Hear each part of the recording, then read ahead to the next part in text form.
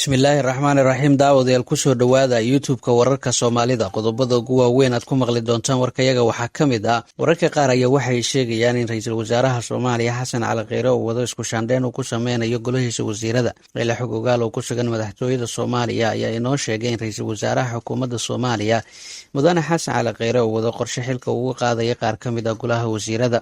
wasiirada loo badinaya inay qaado seefta xasan cali kheyre ama xilka laga qaado waxaa ka mid ah wasiirka arrimaha gudaha xukuumadda soomaaliya cabdi maxamed sabriye, wasiirka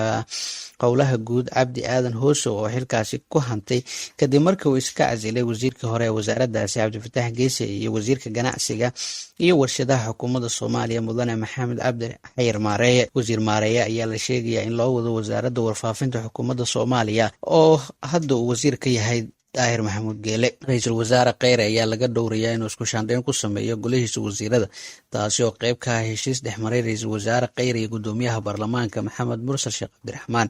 si liiska wasiirada cusub ugu soo dhex muuqdaan shakhsiyaad ku dhow gudoomiye mursal. sidoo kale wararka qaar oo aan helin ayaa sheegaya in liiska wasiirada cusub suurtagal tahay inay kasoo muuqdaan shakhsiyaad mucarasan dowladda soomaaliya si loogu aamusiyo. wasiirka arrimaha gudaha xukuumadda soomaaliya ayaa xilkan loo magacaabay bishii January 4 sanadkii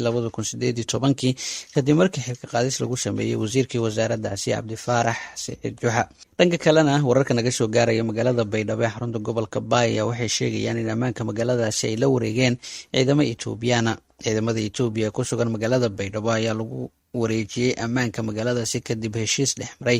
madaxweyne lafta gareen iyo saraakiisha ciidamada Etoobiya ee qeybta ka ah Amisom ee baydhabo ku sugan.